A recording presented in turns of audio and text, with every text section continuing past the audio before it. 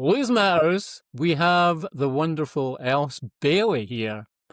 How are you doing, Elles? I'm doing very well. How are you? I'm wonderful. Even better now. Ah, bless you. Where are you today? So I'm actually at my brother's business. This lovely decorated tree has nothing to do with me, but it's the only place that felt appropriate. I've been sending out my Better Days calendars. So I've sort of been busy doing that in between interviews. So I've set up like a little station here, and then in between I've been dashing back doing postage and packaging, and then literally about 2,000 CDs just arrived from my label. As Merry Christmas, Elf. Happy signing over the holidays. Wow. So Christmas is going to be a bit different for you this year again. Yeah, well, yeah, it's going to be, it's quiet, which is really nice and something that I just needed. So that's nice. Right. We're coming to the end of the year, Yes. obviously. What have been your highlights of the year so far? Oh, I mean, 100% touring with Rag and Bone Man. It's got to be like the highlight, and duetting with him. Genuinely, like, look back and pinch myself and think that was probably the best 3 minutes of my life. Don't tell my husband that. Yeah, it was like so surreal. I'm such a big Rag and Bone Man fan. I always have been, like, ever since I came in when Human went big. And I remember covering Human sort of in my living room with Ash, who's a collaborator of mine. He's written loads of songs. He's got 2 cuts on this new album. And we did our version of Human. Never. If you'd have told, like, that Els, 9 years later, I would be touring with Rag and Bone Man and duetting with him, I'd have been like, what are you on? Yeah. Honestly, it's so surreal. Like, genuinely, that's got to be the highlight. And sending out these calendars, and they're photographs of the whole year, and there's such beautiful pictures from the photographers, and there's such wonderful moments. And I've been looking back, like, looking at the pictures and reflecting on just truly, like, what an incredible year it has been. And I do feel really blessed. And this has definitely got to have been like one of my favorite years as an artist, for sure. You seem to have been non-stop touring. It was busy. It was sort of busy from like February to October. So it was all sort of jam packed in. I had about 2 months off last Christmas, like Christmas and January. I say off, I mean just off touring. In those moments, that's when I was, finishing this new album, and well, not finishing in it, but getting it to sort of the final tracking session. But actually, since October 20th this year, it's been really quiet, and it's been delightful. And I've not missed being on the road. Like, usually I come off the road and I miss it. And actually this year I've not.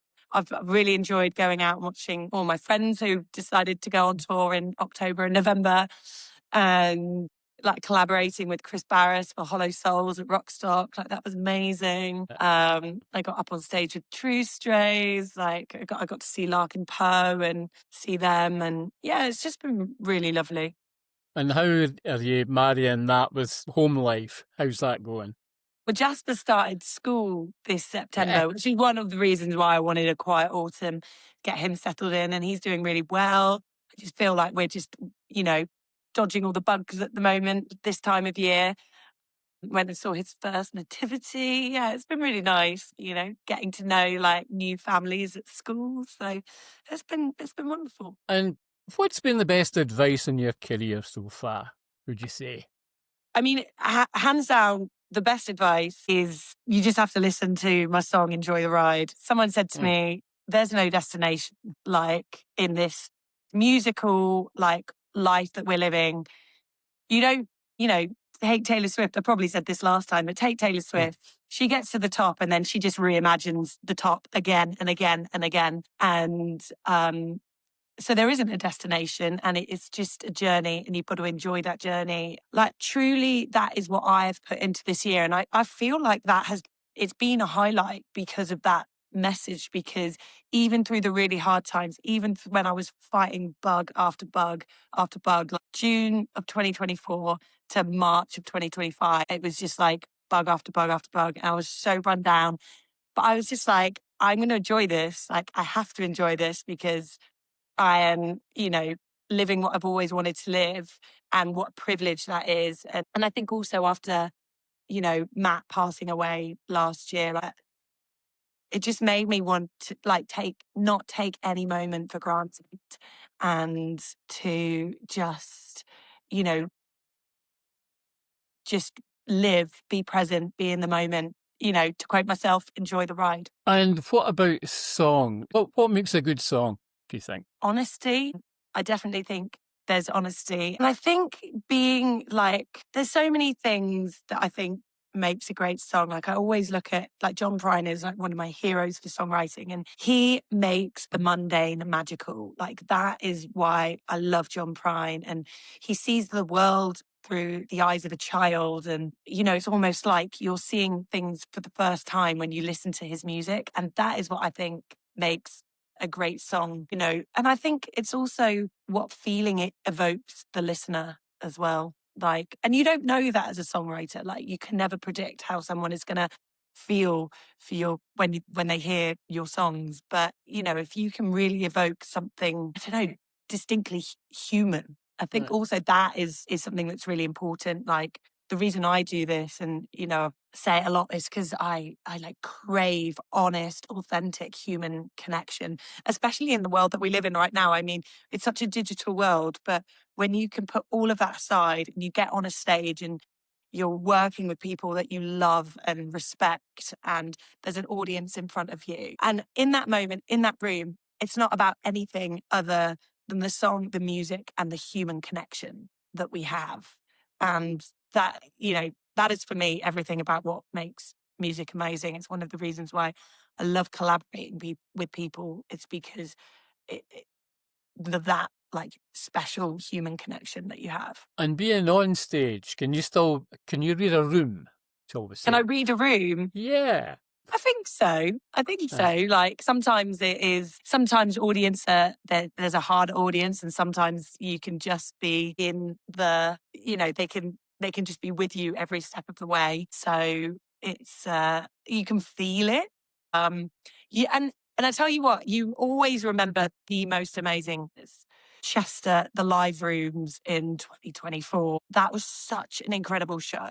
I was on my knees. I was hanging. I was like, I can't believe I've got to sing another night, and like not feeling like you're at the top of your game. And the audience just carried me, and they were like, that's the best gig we've seen of you. And I was like, I mean, I could barely stand up. And it's so funny. Like, I think so much is about that collective experience. And if you've got an audience that literally loving every second, then it's going to be a great gig, regardless of if you can't hit the top notes. And what would you say that your music style is?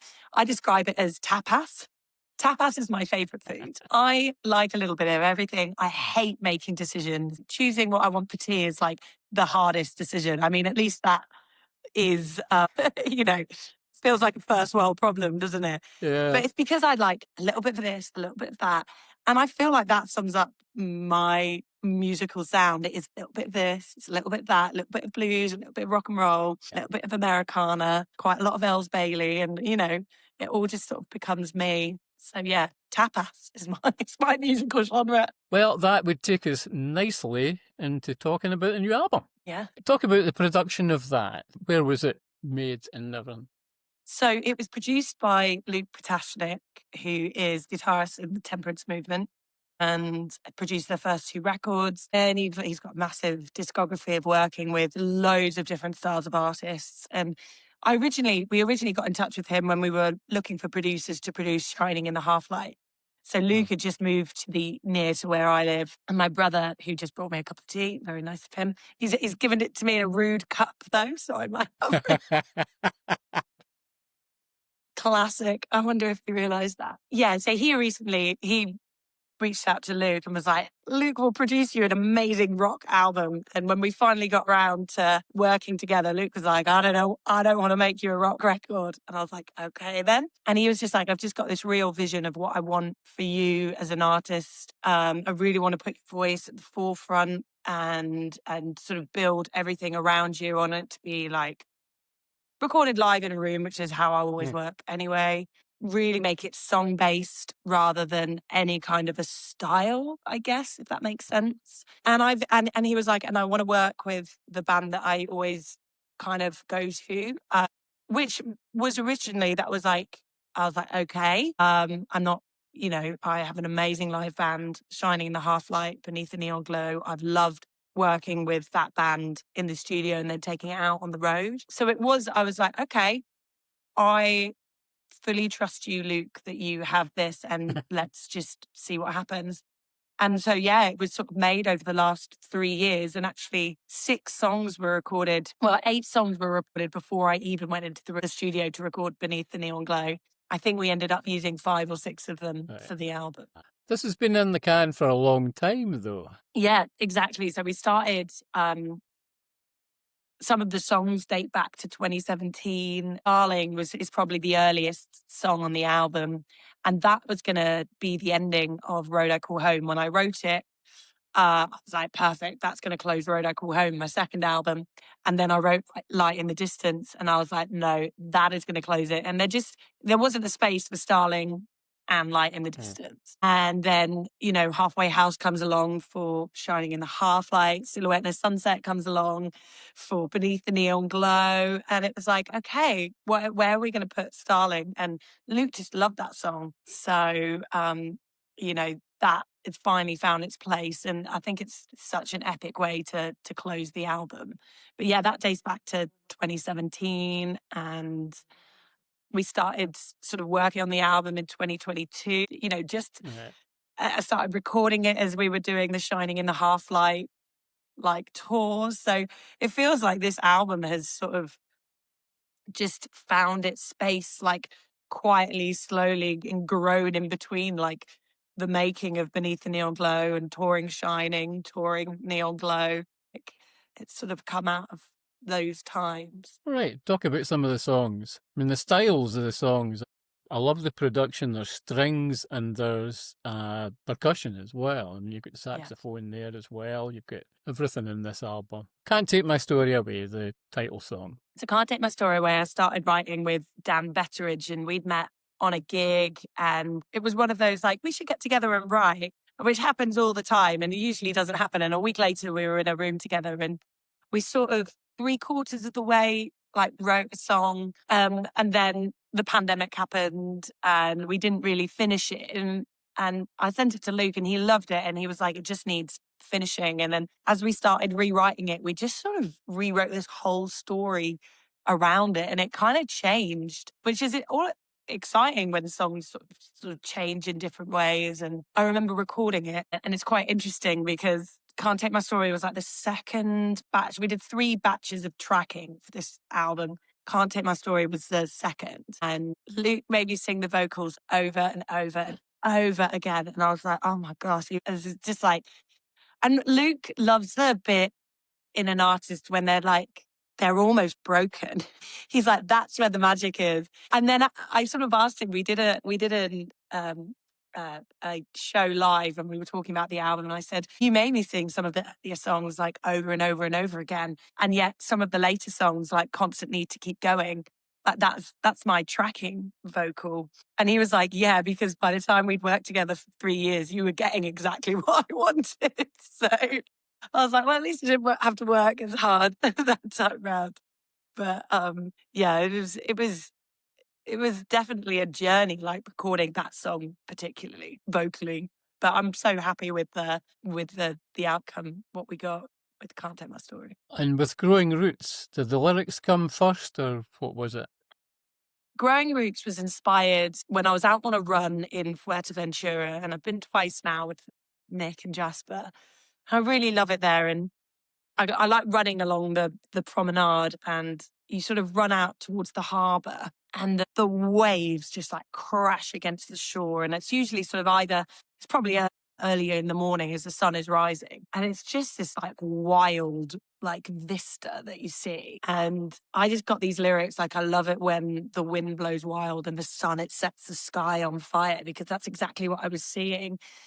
And I was sort of thinking back to the times I'm always going, I'm always leaving. And then actually how great it is to sort of find some roots and find some solid ground. And so Growing Roots isn't actually about falling in love with someone. It's about choosing to love someone every day and to grow roots with them, even, 15 years into a relationship. It's that sort of love is a choice. But yeah, it came out of a run and this like beautiful view that I was experiencing as I was running. And you chose Better Days as well. Yeah. So I sort of briefly touched on it earlier, but lots of people, of course, who are fans of Blue Matters will know of Catfish, will know of Matt Long, and will know that sadly he passed away in October 2024. I was asked by the Long family to be part of their tribute album that they're doing to Matt with Joe Bonamassa and Walter Trout, When Rivers Meet, Chanelli Brothers, and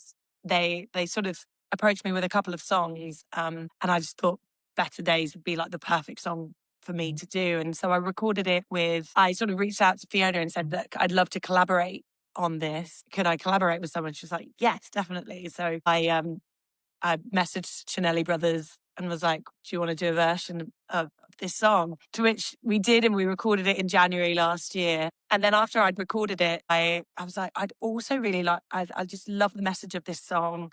I would love to put it on this album, but I wanted to do like a version that sort of sounded like the album that Luke and I were making, because the Chanelli version is just different. And so we did this, we've got these two versions now, and you've obviously heard the one that's on Can't Take My Story Away. I'm also so excited to share the tribute album song with the Chanellis because it's so fun. I remember sending my version to Marco and he was like, I love this. And I just love the fact that there's these like two equally relevant, wonderful versions of this song that you've done. And so that was nice. I was like, I've also done my own version. And they really both have their place. So yeah, I mean, obviously, I hope people have pre-ordered the tribute album to Matt Long with a little help from my friends, because all the money's going to the cancer ward that looked after Matt. And I've heard the album. I was one of the first people to hear it, and yeah, it's truly a remarkable way of celebrating Matt and his legacy and his music, and remembering him, because started kind of emerged at the same time. I guess I was on the road maybe a little bit before him, but it was just like one of those things. Just felt like we were always playing the same festivals on the same circuit, same gigs in Holland. Often we wouldn't cross paths because we'd be on different days, but it just felt like I always felt like we were just sort of climbing this musical ladder, simultaneously at the same time. And I just I still can't get my head around the fact that he's not here anymore. And so if I can in some way celebrate him, and remember him, and hope that his music continues to keep giving in the way I believe it can. And slowing it down, you've got Blessed. That's my favorite song on the album, I think. It was the first one we recorded, and 3 years later, it's still my favorite song. Spoiler alert to, I don't know when this is going to be shared. It's got Phil Campbell singing backing vocals on it, which is so exciting. So Phil Campbell, I'm a huge Temperance Movement fan. So the fact that it's got Luke and Phil on the same song in me, it's wild. And I just think it's a beautiful song. And again, it evolved as well. So I wrote it with Ash Tucker, and he presented it to me. He presented like half a verse or something that was written about. It was about 2 weeks after Jasper was born. And I think he'd sort of had this idea for a song about a child. And I was like, it's a cool idea. I'm probably not ready to write any songs yet. Just given birth, and I'm trying to figure out all of this. But then when it ended up sort of being rewritten, it sort of became about a love song and about someone loving you in spite of all the things that you do, which are chaotic. And, it's like, I'm a mess and yet you still love me. Like that's what Blessed is all about. And constant need to keep going. Yeah. That was like written in March of this year, smack bang, like in the middle of the latter part of the Beneath the Neon Glow tour. And I think both me and Luke just felt a little bit on the grind. And that's sort of like, in the world that we live in today, in this digital world, there's this constant need to keep on producing and to keep on producing content or how to present yourself online. And how, to just keep the wheels turning. And sometimes it's just like, I just feel like the wheels have come off and I don't know what's going on. And yet I'm still going to put a smile on my face and, post a video, and you're like, this is a strange world we live in. And that's kind of what Constant Need is about. When Luke and I wrote, we did about 6 or 7 writing sessions at the beginning of this year. I felt like this song just like came to us. It was written in about an hour and a half, but it was not the song I expected we'd write at all. And it was written really country. It was like, I'm so tired, I start each day up all right out of bed. And I was like, oh, it's kind of like a sort of like tongue-in-cheek, almost John Prine kind of a song. And I was like, when we finished it, I was like, I was not expecting that. And I remember being in the studio and Ethan Johns was recording, tracking with us. And he turned around and he sort of put it out to the room that he was like, Els, what do you want from this song? Do you want a country song, or shall we see where we can take it?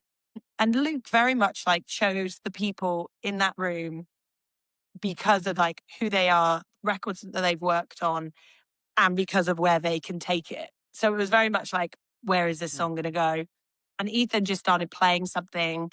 And the musicians just fell in with him. And you kind of hear that the piano just like falls in, like, and that's basically like, we just recorded it like that. We didn't run it through or anything. It's my tracking vocal. And I just feel it's just such a beautiful moment in the record. And I feel like the record just sort of takes a breath at that point. And it feels, I love it. That Blessed and Constant Need, they're definitely like 2 of my favorite tracks. And the upbeat Take a Step Back. Yeah, that's definitely a side 2 moment, and it's just like, ooh. So again, wrote with Luke, and I remember that felt like a turning point in the album.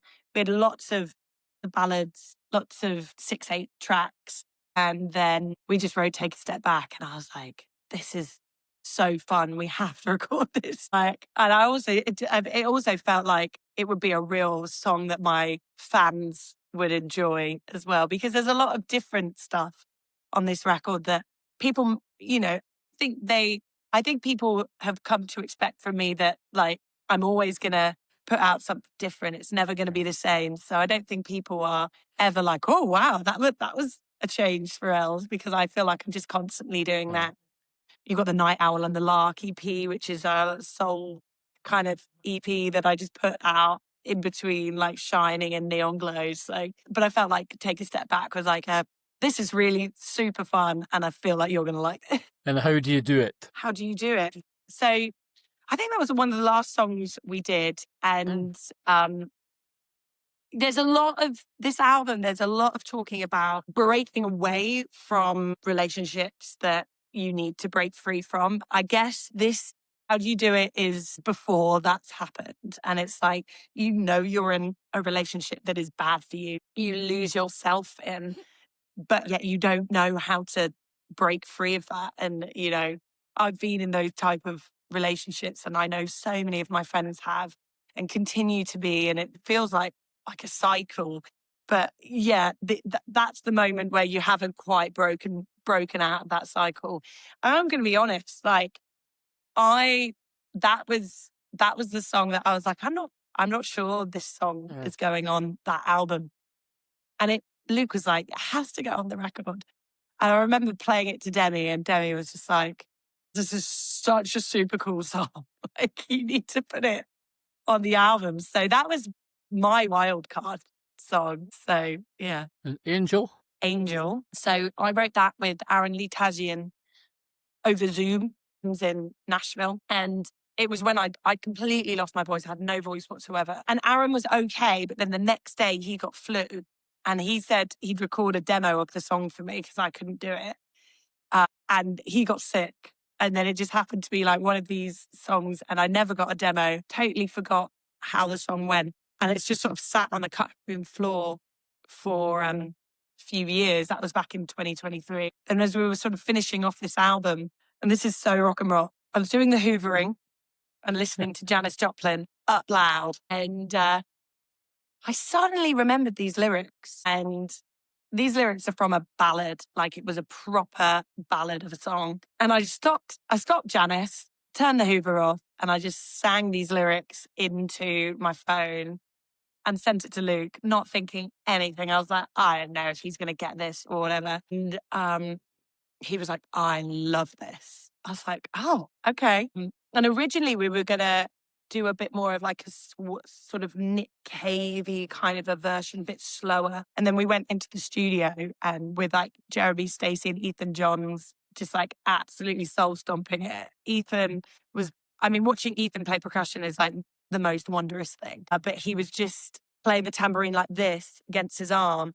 And we did like 4 versions of the song. And the next day he came in and his arm was black. He bruised it so much, bless him. It was the last song. I think we recorded like 4 or 5 songs that day as well. So yeah, like suffering for the art there. But it was amazing to see and hear. And one of my favourites is Dandelion. Yeah. Yeah, so that's right from the early sessions. I wrote that in 2020. That is my lockdown song. I wrote it with Tamara Stewart, who's an amazing songwriter. We wrote it over Zoom. I say this a little bit tongue in cheek because it's a really personal song. And I remember discussing with Tamara, like I had this idea that wherever it was so sunny that like first lockdown season 1, and I'd go out for my walks and I'd see dandelions everywhere. And I messaged her and I was like, this feels like the year of the dandelion. And she Googled what a dandelion sort of stands for. And it's a flower that grows in the harshest of conditions. And I was like, well, that feels like a metaphor for something. Yes. And at this point, it was that moment in the pandemic when we all believed we'd come out the other side as better human beings, as like a collaboratively better world. I'm not sure that happened. But in May of 2020, I still believed that. And that's where dandelions will grow like dandelions in the dust, And Tightrope. So Tightrope was written with Blaine, Harrison, and Henry Grace originally, and then Luke and I finished it.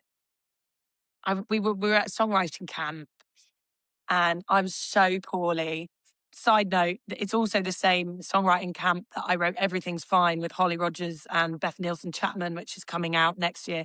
Title track of Holly's album. So, and everything was not fine. I was a very poorly girl. And one day, and I've done loads of these songwriting camps, and I'm never any good at reading about the people that I'm going to be sat in a room with. But about day 3, I just took myself to bed and decided to read the biogs of everyone. And Henry Grace's biog just made me so interested in him as a human and what he's been through. And he's had such a battle with mental health as he was sort of, in his 20s. And he's really honest about it and talks about it. And I was like, I really hope I get to write with Henry.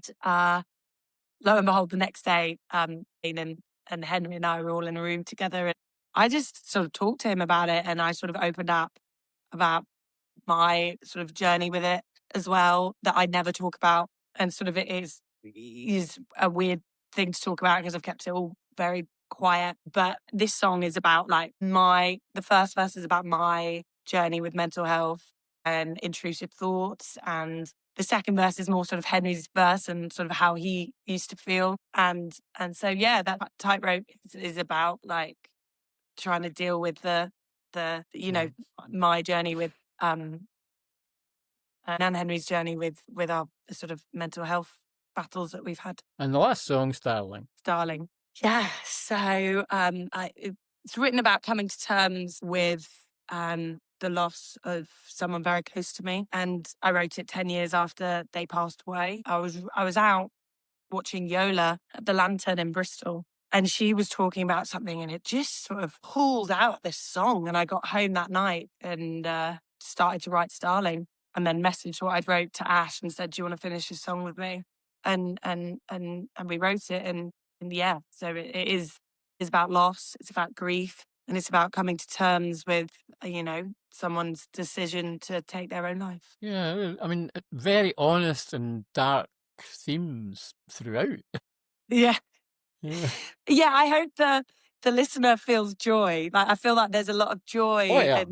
But yeah, it's honest. It's very honest. It's, Yeah. And what are your hopes and fears for it? I don't really have fears. I'm well into this. I'm well into my career that I feel like I'm strong enough in myself to, bravely put out music. And it is a brave thing to do. Anyone who does it, like you're putting your heart out into the world and you're hoping that someone gets it and appreciates it. But I'm just really proud of it.